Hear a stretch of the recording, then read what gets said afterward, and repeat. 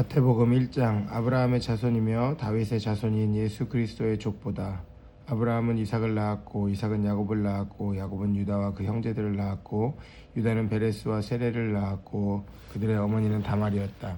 베레스는 헤스론을 낳았고 헤스론은 람을 낳았고 람은 아미나답을 낳았고 아미나답은 나손을 낳았고 나손은 살몬을 낳았고 살몬은 보아스를 낳았고 그의 어머니는 라합이었다. 보아스는 오벳을 낳았고 룻이 그의 어머니였다. 오벳은 이새를 낳았고 이새는 다윗을 낳았고 다윗은 왕이 되었다. 다윗은 솔로몬을 낳았고 우리아의 아내가 그의 어머니였다. 솔로몬은 르호보암을 낳았고 르호보암은 아비야를 낳았고 아비야는 아사를 낳았고 아사는 여호사밧을 낳았고 여호사밧은 요람을 낳았고 요람은 우시야를 낳았고 우시야는 요담을 낳았고 요담은 아하스를 낳았고 아하스는 히스기야를 낳았고 히스기야는 므낫세를 낳았고 므낫세는 아몬을 낳았고 아몬은 요시야를 낳았고 요시야는 여호야긴과 그 형제들을 낳았고 그 무렵에 백성이 바벨론의 포로로 잡혀갔다. 바벨론으로 잡혀간 뒤에 여호야긴은 스알디엘을 낳았고 스알디엘은 스룹바벨을 낳았고 스룹바벨은 아비훗을 낳았고 아비훗은 엘리야김을 낳았고 엘리야김은 아소르를 낳았고 아소르는 사독을 낳았고 사독은 아킴을 낳았고 아킴은 엘리훗을 낳았고 엘리훗은 엘리야사를 낳았고 엘리야사는 mat단을 낳았고 mat단은 야곱을 낳았고 야곱은 마리아의 남편인 요셉을 낳았고 마리아는 그리스도라 하는 예수를 낳았다. 아브라함부터 다윗까지 14대, 다윗부터 바빌론으로 잡혀갈 때까지 14대, 바빌론으로 잡혀간 뒤로 그리스도까지 14대였다. 예수께서 태어나신 경위는 이렇다. 그분의 어머니 마리아는 요셉과 약혼한 사이였다. 그들이 결혼하기 전에 요셉은 마리아가 임신한 사실을 알게 되었다. 성령으로 된 일이었으나 요셉은 그 사실을 몰랐다. 요셉은 마음이 상했지만 점잖은 사람인지라 마리아에게 욕이 되지 않게 조용히 문제를 매듭지을 참이었다. 방도를 찾던 중에 요셉이 꿈을 꾸었다. 꿈속에서 하나님의 천사가 말했다. 다윗의 자손 요셉아, 주저하지 말고 결혼하여라. 마리아의 임신은 성령으로 된 것이다. 하나님의 성령이 잉태하게 하신 것이다. 마리아가 아들을 낳을 것이니 그 이름을 예수, 하나님이 구원하신다라고 지어라. 그가 자기 백성을 그 죄에서 구원하실 것이다. 이로써 예언자가 잉태한 설교가 드디어 성취되었다. 잘 보아라, 처녀가 임신하여 아들을 낳을 것이며 그 이름을 임마누엘이라 할 것이다. 임마누엘은 히브리 말로 하나님이 우리와 함께 하신다는 뜻이다. 요셉은 잠에서 깼다. 그는 하나님의 천사가 꿈에 지시한 대로 마리아와 결혼했다. 그러나 그는 마리아가 아기를 낳을 때까지는 잠자리를 같이 하지 않았다. 그는 아기의 이름을 예수라고 지었다. 예수께서 유대 땅 베들레헴 마을에서 태어나시자 당시는 헤롯이 왕으로 있을 때였다.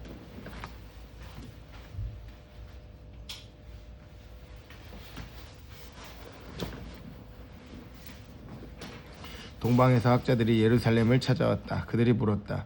새로 태어난 유대인의 왕에게 예를 갖추려면 어디로 가야 합니까? 우리는 동쪽 하늘에서 그의 탄생을 알리는 별을 보았습니다. 그래서 그에게 경배하려고 순례를 왔습니다. 그들의 질문을 전해들은 헤롯은 잔뜩 겁이 났다. 헤롯만이 아니라 온 예루살렘이 발칵 뒤집혔다. 헤롯은 한시도 지체하지 않고 그 도시에 있는 대제사장과 종교학자들을 다 모아놓고 물었다. 메시아가 태어날 곳이 어디요? 그들이 말했다. 유대 땅 베들레헴입니다. 예언자 마가가 분명히 기록했습니다. 유대 땅 베들레헴아, 너는 더 이상 뒤만 따르지 않을 것이다. 내게서 지도자가 나와 내 백성 이스라엘을 목자처럼 다스릴 것이다. 그러자 헤롯은 동방의 학자들을 은밀히 따로 만났다. 그는 자기도 그들처럼 열성인 척하면서 탄생을 알리는 별이 나타난 정확한 때를 자세히 캐물었다. 그리고는 그들에게 베들레헴에 관한 예언을 일러주면서 말했다. 가서 무슨 수를 써서라도 그 아기를 찾으시오. 찾거든 곧바로 나에게 알리시오. 나도 즉시 가서 경배하리다. 그들은 왕의 지시를 듣고 길을 떠났다. 그때 별이 다시 나타났다. 동쪽 하늘에서 보았던 바로 그 별이었다. 별은 그들을 앞장서 가다가 아기 있는 곳 위에 머물렀다. 그들은 기뻐서 어쩔 줄을 몰랐다. 제때의 제자리에 도착한 것이다. 그들은 집에 들어가 어머니 마리아의 품에 안긴 아기를 보았다. 그리고는 감격에 겨워 무릎을 꿇고 아기에게 경배한 뒤에 곧 짐을 풀어서 황금과 유향과 모략을 선물로 드렸다. 꿈에 그들은 헤롯에게 돌아가지 말라는 지시를 받았다. 그래서 그들은 다른 길을 찾아서 몰래 그 지방을 빠져나가 자기 나라로 돌아갔다. 학자들이 떠난 뒤에 하나님의 천사가 다시 요셉의 꿈에 나타나 지시했다. 일어나거라. 아기와 그 어머니를 데리고 이집트로 피신하여라. 따로 지시가 있을 때까지 거기 있어라. 헤롯이 아기를 찾아 죽이려고 한다. 요셉은 순종했다. 그는 일어나 밤을 틈타 아기와 그 어머니를 데리고 떠났다. 동틀 무렵에 마을을 벗어나 제법 멀리까지 가 있었다. 그들은 헤롯이 죽을 때까지 이집트에서 살았다. 이집트에서 나그네로 살아간 이 일은 내가 내 아들을 이집트에서 불러냈다고 한 호세아의 설교를 성취한 것이다. 헤롯은 학자들이 자기를 속인 것을 알고 노발대발했다. 그는 베들레헴과 그 부근에 사는 2살 이하의 사내 아이들을 모조리 죽이라고 명령했다. 그 나이는 그가 동방 학자들한테 들은 정보를 바탕으로 정한 것이다. 그리하여 예레미야의 설교가 성취되었다. 라마의 소리가 들리니 슬픔에 겨운 울음소리다. 라헬이 자식을 잃고 우는 소리, 위로받기를 마다하고 우는 소리다. 죽어서 묻힌 자식들 이제는 가고 없구나. 나중에 헤롯이 죽자 하나님의 천사가 이집트에 있는 요셉의 꿈에 나타났다. 일어나 아기와 그 어머니를 데리고 이스라엘로 돌아가거라. 아기를 죽이려던 자들이 다 죽었다. 요셉은 순종했다. 그는 일어나 아기와 그 어머니를 데리고 이스라엘로 다시 들어갔다. 그러나 아켈라오가 그 아버지 헤롯의 뒤를 이어 유대 왕이 되었다는 말을 듣고 요셉은 그곳으로 가기를 두려워했다. 마침 요셉은 꿈에 갈릴리로 가라는 지시를 받았다. 그곳에 도착한 요셉은 나사렛 마을에 정착했다. 이로 인해 그는 나사렛 사람이라 할 것이다 라고 한 예언의 말씀이 성취되었다.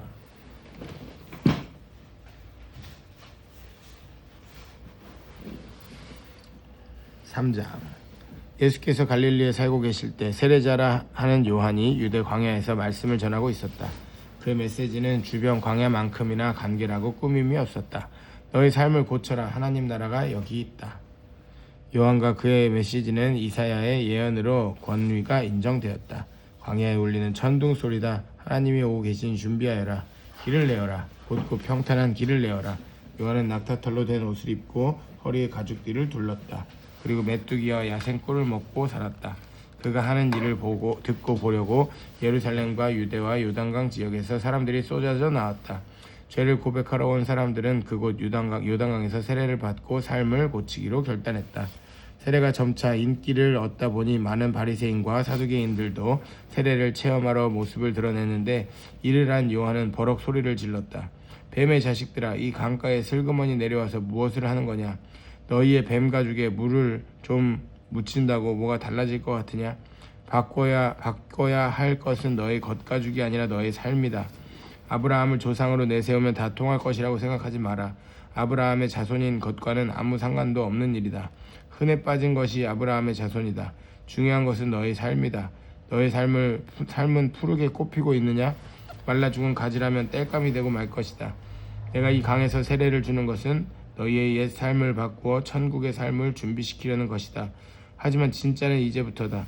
이 드라마의 주인공은 너희 안에 천국의 삶을, 너희 안에 불을, 너희 안에 성령을 발화시켜 너희를 완전히 바꾸어 놓으실 것이다. 그분에 비하면 나는 잔심부름꾼에 지나지 않는다.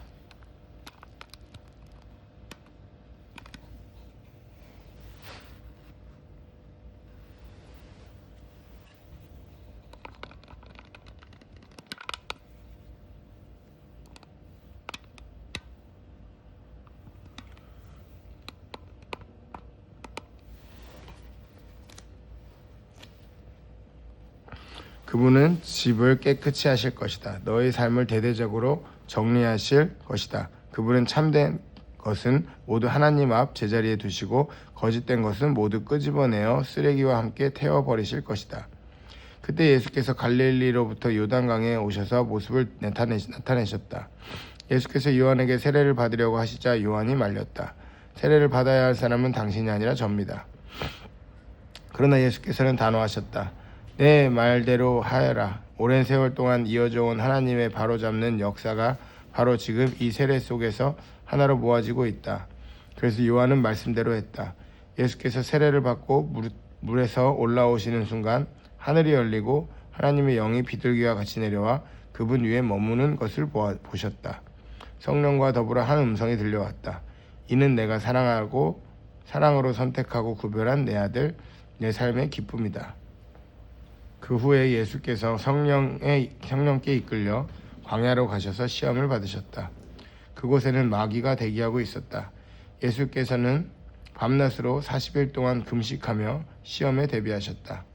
그러다 보니 허기가 극에 달했고 마귀는 첫 번째 시험에 그 점을 이용했다. 너는 하나님의 아들이니 이 돌들한테 말해서 빵덩이가 되게 해보아라. 예수께서 신명기를 인용해 답하셨다. 사람이 빵으로만 사는 것이 아니다. 하나님의 입에서 나오는 끊임없는 말씀이 있어야 한다. 두 번째 시험으로 마귀는 예수를 거룩한 도성으로 데려가 성전 꼭대기에 앉혀놓고 말했다. 너는 하나님의 아들이니 뛰어내려 보아라. 마귀는 시편 91편을 이용해 예수를 몰아세웠다. 그분께서 천사를 시켜 너를 보호하게 하셨다. 천사들이 너를 받아서 발가락 하나 돌에 채이지 않게 할 것이다. 예수께서 신명기의 다른 구절을 인용해 응수하셨다. 주 너의 하나님을 시험하지 마라. 세 번째 시험으로 마귀는 예수를 거대한 산 정상으로 데려갔다. 마귀는 선심이라도 쓰듯 지상의 모든 나라와 대단한 영광을 두루 가리켜 보였다. 그리고는 말했다. 전부 내 것이다. 무릎 꿇고 내게 경배하기만 하면 다 내 것이다. 예수께서 딱 잘라 거절하셨다. 사탄아 물러가라. 그리고 세 번째로 신명기를 인용해 쐐기를 박으셨다. 주 너의 하나님 오직 그분만을 경배하여라. 일편단심으로 그분을 섬겨라. 시험이 끝나고 마귀는 떠났다. 대신에 천사들이 와서 예수의 시중을 들었다. 예수께서 요한이 체포되었다는 말을 들으시고 갈릴리로 돌아가셨다. 예수께서는 고향 나사렛을 떠나 스불론과 납달리 기슭에 자리한 호숫가 마을 가버나움으로 가셨다. 이로써 이사야의 설교가 성취되었다. 스불론과 납달리 땅 요단강 건너편 바다로 가는 길, 이방 사람들의 중심지인 갈릴리, 평생 어둠 속에 앉아있던 백성이 큰 빛을 보았고 칠흑같이 어두운 죽음의 땅에 앉았던 그들이 해 돋는 것을 보았다. 이사야의 이 예언 설교는 예수께서 말씀을 전하기 시작하신 순간에 갈릴리에서 성취되었다. 그분은 요한의 마지막 말을 이어받으셨다. 너희 삶을 고쳐라. 하나님 나라가 여기 있다. 예수께서 갈릴리 호숫가를 걸어가시다가 두 형제, 곧 나중에 베드로가 된 시몬과 안드레를 보셨다. 그들은 호수에 그물을 던져 고기를 잡고 있었다. 고기잡이는 그들의 평소 직업이었다. 예수께서 그들에게 말씀하셨다. 나와 함께 가자. 내가 너희를 새로운 어부가 되게 하겠다. 잉어와 가물치 대신에 사람을 낚는 법을 가르쳐 주겠다. 그러나 아무것도 묻지 않고 그대로 그물을 놓아두고 그분을 따라갔다. 호숫가를 좀 더 가다가 그들은 다른 두 형제 곧 세베대의 아들 야고보와 요한을 만났다. 두 형제는 아버지 세베대와 함께 배에 앉아서 그물을 손질하고 있었다. 예수께서는 그들에게도 똑같이 제안하셨고 그들 역시 배와 자기 아버지를 버려두고 곧바로 그분을 따라갔다. 예수께서 거기서부터 온 갈릴리를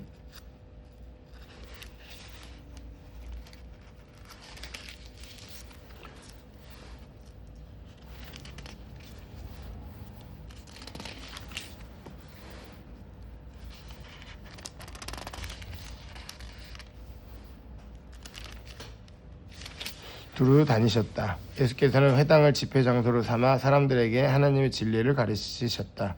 하나님 나라가 그분의 주제였다. 바로 지금 그들이 하나님의 선하신 통치 아래 있다는 것이었다.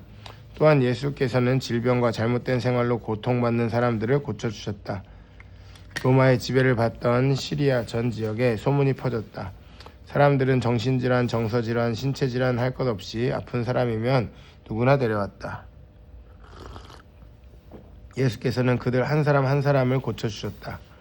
점점 더 많은 사람들이 모여들었고 그 행렬은 끝이 없었다. 갈릴리에서 온 사람들 외에도 호수 건너편 데가볼리 열성읍에서 사람들이 무리지어 왔다. 예루살렘과 유대에서 온 사람들도 있었고 요단강 건너편에서 온 사람들도 있었다. 예수께서 자신의 사역으로 인해 큰 무리가 몰려드는 것을 보시고 산에 올라가셨다. 예수께 배우고 그분께 인생을 건 사람들도 함께 올라갔다. 조용한 곳에 이르자 예수께서 자리에 앉으셔서 산행에 함께한 사람들을 가르치셨다. 예수께서 하신 말씀은 이렇다. 벼랑 끝에 서 있는 너희는 복이 있다. 너희가 작아질수록 하나님과 그분의 다스림은 커진다. 가장 소중한 것을 잃었다고 느끼는 너희는 복이 있다. 그때에야 너희는 가장 소중한 분의 품에 안길 수 있다. 더도 말고 덜도 말고 자신의 모습 그대로 만족하는 너희는 복이 있다. 그때 너희는 돈으로 살 수 없는 모든 것의 당당한 주인이 된다. 하나님께 입맛이 당기는 너희는 복이 있다. 그분은 너희 평생에 맛볼 최고의 음식이요 음료다. 남을 돌보는 너희는 복이 있다. 그렇게 정성 들여 돌보는 순간에 너희도 돌봄을 받는다. 내면세계 곧 마음과 생각이 올바른 너희는 복이 있다. 그때야 너희는 바깥 세상에서 하나님을 볼 수 있다. 경쟁하거나 다투는 대신에 협력하는 모습을 보여주는 너희는 복이 있다. 그때 너희는 진정 자신이 누구이며 하나님의 집에서 자신의 자리가 어디인지 알게 된다. 하나님께 헌신했기 때문에 박해를 받는 너희는 복이 있다. 그 박해로 인해 너희는 하나님 나라에 더 깊이 들어가게 된다. 그뿐 아니다. 사람들이 내 평판을 떨어뜨리려고 너희를 깔보거나 내쫓거나 너희에 대해 거짓을 말할 때마다 너희는 복을 받을 줄로 알아라. 그들이 그렇게 하는 이유는 진리가 너무 가까이 있어서 그들이 불편을 느끼기 때문이다. 그런 일이 일어날 때 너희는 기뻐해도 좋다. 아예 만세를 불러도 좋다. 그들은 싫어하겠지만 나는 좋아하니 말이다. 온 천국이 박수를 보낼 것이다. 또한 너희만 그런 일을 당하는 것이 아님을 알아라. 내 예언자와 증인들은 언제나 그런 고생을 했다. 너희가 여기 있는 이유를 말해주겠다. 너희는 소금을 쳐서 이 땅에 하나님 맛을 드러내라고 여기 있는 것이다. 너희가 짠맛을 잃으면 사람들이 어떻게 경건의 맛을 알겠느냐. 너희가 쓸모없어지면 결국 쓰레기통에 버려질 것이다. 이렇게 말할 수도 있다. 너희는 빛이 되어 세상에 하나님의 빛깔을 드러내라고 여기 있는 것이다. 하나님은 감추어둘 비밀이 아니다. 우리는 이 비밀을 훤히 드러낼 것이다. 산 위에 있는 도심만큼 훤히 드러낼 것이다. 내가 너희에게 등불을 들고 있게 한다면 설마 너희는 내가 너희를 통 속에 숨겨두리라고는 생각하지 않을 것이다. 나는 너희를 단 위에 둘 것이다. 내가 너희를 언덕 위에 등불 놓는 단 위에 두었으니 빛을 비추어라. 너희에게 오는 손님을 기쁘게 맞아들여라. 후하게 베풀며 살아라. 너희가 다른 사람들에게 마음을 열면 그들도 너희에게 자극을 받아 하나님께 하늘에 계신 자비로우신 아버지께 마음을 열게 될 것이다. 내가 하나님의 율법이든 예언자든 성경을 폐지하러 왔다고 생각하지 마라. 내가 온 것은 폐지하려는 것이 아니라 오히려 완성하려는 것이다. 나는 그 모든 것을 거대한 하나의 파노라마 속에 아우를 것이다. 하나님의 율법은 하늘의 별과 너희가 발을 딛고 있는 땅보다 더 현실적이며 영속적이다. 별들이 다 불타버리고 땅이 닳아 없어진 뒤에도 하나님의 율법은 살아서 역사할 것이다. 하나님의 율법에서 가장 작은 항목이라도 하찮게 여긴다면 너희 스스로 하찮게 여기는 꼴밖에 되지 않는다. 그러나 그 율법을 진지하게 대하고 다른 사람들에게 그 길을 보여주면 너희는 천국에서 영광을 얻을 것이다. 옳게 사는 문제에서 너희가 바리새인들보다 훨씬 낫지 않으면 천국에 들어갈 생각은 아예 하지 말아야 한다. 너희는 옛 사람들에게 주어진 살인하지 말라는 계명을 잘 알고 있다. 내가 너희에게 말한다. 누구든지 형제나 자매에게 화만 내도 살인을 범한 것이다. 무심코 형제를 바보라고 부르면 너희는 법정으로 끌려갈 수 있다. 생각 없이 자매에게 멍청이라고 소리치면 지옥불이 너희 코앞에 있다. 가장 단순한 진실은 말이 사람을 죽인다는 것이다. 이런 문제에서 나는 너희가 이렇게 행동하기를 바란다. 내가 예배당에 들어가서 헌금을 드리려는데 갑자기 어떤 친구가 너에게 원한을 품고 있는 것이 생각나거든. 헌금을 내려놓고 즉시 나가 그 친구에게 가서 화해하여라. 반드시 그렇게 하고 난 뒤에 돌아와 하나님과의 일을 마무리하여라. 또는 내가 길거리에 있는데 옛 원수가 다가와 말을 건다고 하자. 한시도 지체하지 말고 내가 먼저 나서서 그 사람과 화해하여라. 그의 이력을 보건대 그 사람이 선수를 치게 두면 너는 결국 법정에 서게 될 것이고 어쩌면 감옥에 갈지도 모른다. 그렇게 되면 너는 엄청난 벌금을 물지 않고는 거기서 나오지 못할 것이다. 너희는 남의 배우자와 동침하지 말라는 계명도 아주 잘 알고 있다. 그러나 단순히 동침하지 않는다고 해서 너희의 덕을 지켰다고 생각하지 마라. 너희의 마음은 너의 몸보다 훨씬 빨리 정욕으로 더럽혀질 수 있다. 아무도 모를 것 같은 견눈질도 너희를 더럽힌다. 이 일이 실제로 쉬울 것이라고 생각하지 마라. 내가 도덕적으로 순결한 삶을 살고 싶다면 너는 이렇게 해야 한다. 내 오른쪽 눈이 음흉하게 견눈질 하는 것을 알아차리는 순간에 너는 그 눈을 멀게 해야 한다. 한 눈으로 살 것인지 아니면 도덕적 쓰레기 더미에 내던져질 것인지 너는 정해야 한다. 또 남을 해치려고 내 오른손을 드는 순간에 너는 그 손을 잘라버려야 한다. 내 손 전체가 영원히 쓰레기 더미에 내 존재 전체가 영원히 쓰레기 더미에 버려지느니 차라리 피 묻은 몸뚱이로 사는 것이 낫다. 성경에 누구든지 아내와 이혼하는 자는 아내에게 이혼 증서와 법적 권리를 주고 합법적으로 하라고 한 말을 기억하느냐? 너의 중에는 이 규정을 자신의 이기심과 변덕스러운 마음을 포장하는 구실로 이용하거나 합법적이라는 이유만으로 옳은 척하는 사람이 너무 많다. 제발 가식은 그만두어라. 아내와 이혼하면 너희는 아내를 간음하게 만든 책임이 있다. 아내가 문란한 성생활로 이미 그렇게 되지 않은 이상 말이다. 또 그렇게 이혼한 여인과 결혼하면 너희도 자동으로 간음하는 자가 된다. 법을 구실 삼아 도덕적 타락을 미워할 수 없다. 그리고 마음에 없는 말은 아예 하지 마라. 이 권고는 우리 전통에 깊숙이 박혀있다. 기도해 주겠다고 말하고는 기도하지 않거나 마음에도 없으면서 하나님이 함께 하시기를 빈다고 하며 경건한 말로 연막을 치면 상황이 더 악화될 뿐이다. 종교적 장식을 멋지게 단다고 해서 너희 말이 진실해지는 것은 아니다. 너희 말을 거룩하게 할수록 그 말의 진실성은 떨어진다. 그러면 그렇다 아니면 아니다 라고만 하여라. 자기 뜻을 관찰하려고 말을 조작하다가는 잘못된 길로 빠진다. 다시 생각해봐라. 다시 생각해봐야 할 옛말이 또 있다. 눈에는 눈, 이에는 이라는 말이다. 그렇게 해서 문제가 해결되겠느냐? 내가 하고 싶은 말은 이것이다. 절대로 되받아치지 마라. 누가 너를 치거든 그 자리에 서서 맞아라. 누가 너를 법정으로 끌고 가서 내 셔츠를 달라고 소송하거든 내 가장 좋은 외투까지 잘 포장해 선물로 주어라. 그리고 누가 너를 억울하게 이용하거든 종의 삶을 연습하는 기회로 삼아라.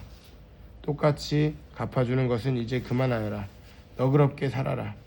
너희는 옛 율법에 기록된 친구를 사랑하라는 말과 기록에는 없지만 원수를 미워하라는 말을 잘 알고 있다. 나는 거기에 이의를 제기한다. 나는 너에게 원수를 사랑하라고 말하겠다. 원수가 어떻게 하든지 너희는 최선의 모습을 보여라. 누가 너희를 힘들게 하거든 그 사람을 위해 기도하여라. 그러면 너희는 너희의 참된 자아, 하나님이 만드신 자아를 찾게 될 것이다. 하나님도 그렇게 하신다. 그분은 착한 사람이든 악한 사람이든 친절한 사람이든 비열한 사람이든 상관없이 모두에게 가장 좋은 것, 해의 온기와 비의 양분을 주신다. 너희가 사랑할 만한 사람만 사랑하는 것이 고작이라면 상급을 바랄 수 있겠느냐? 그것은 누구나 하는 일이다. 너희가 만일 너희에게 인사하는 사람에게만 겨우 인사한다면 상급을 바랄 수 있겠느냐? 그것은 죄인도 흔히 하는 일이다. 한마디로 내 말은 성숙한 사람이 되라는 것이다. 너희는 천국 백성이다. 그러니 천국 백성답게 살아라. 하나님이 주신 너희 신분에 합당하게 살아라. 하나님께서 너희에게 하시는 것처럼 너희도 다른 사람들을 대할 때 너그럽고 인자하게 살아라. 너희가 선한 일을 하려고 할 때에 그것이 연극이 되지 않도록 특히 조심하여라. 그것이 멋진 연극이 될 수 있을지는 몰라도 너희를 지으신 하나님은 박수를 보내지 않으실 것이다. 남을 위해 무슨 일을 할 때에는 너희 자신이 주목받지 않도록 하여라. 분명 너희도 내가 연극 배우라고 부르는 이들의 행동을 보았을 것이다. 그들은 기도하며 큰 길을 무대로 알고는 누군가 자기를 보고 있으면 긍휼을 베풀고 사람들 앞에서 연극한다. 물론 그들은 박수를 받지만 그것이 전부다. 너희는 남을 도울 때에 자신이 어떻게 보일지 생각하지 마라. 그냥 소리내지 말고 은밀히 도와주어라. 사랑으로 너희를 잉태하신 너희 하나님도 무대 뒤에서 일하시고 너희를 은밀히 도와주신다. 또 너희가 하나님 앞에 나아갈 때도 연극을 하지 마라. 그렇게 하는 사람들은 다 스타가 되기를 꿈꾸며 기도할 때마다 쇼를 일삼는다. 하나님께서 극장 객석에 앉아 계시다는 말이냐? 너희는 이렇게 하여라. 하나님 앞에서 연극하고 싶은 유혹이 들지 않도록 조용하고 한적한 곳을 찾아라.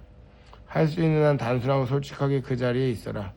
그럼 초점이 너희에게서 하나님께로 옮겨지고 그분의 은혜가 느껴지기 시작할 것이다. 세상에는 이른바 기도의 용사들이 가득하나 그들은 기도를 모른다. 그들은 공식과 프로그램과 비결을 잔뜩 가지고서 너희가 바라는 것을 하나님에게서 얻어내는 방법들을 퍼뜨리고 있다. 그 허튼 소리에 속지 마라. 너희가 상대하는 분은 너희 아버지시며 그분은 너희에게 무엇이 필요한지 너희보다 더 잘 아신다. 이토록 너희를 사랑하시는 하나님 앞에서 그저 단순하게 기도하면 된다. 너희는 이렇게 기도하여라. 하늘에 계신 우리 아버지, 아버지가 어떤 분이신지 드러내소서. 세상을 바로잡아 주시고 하늘에서처럼 땅에서도 가장 선한 것을 행하소서.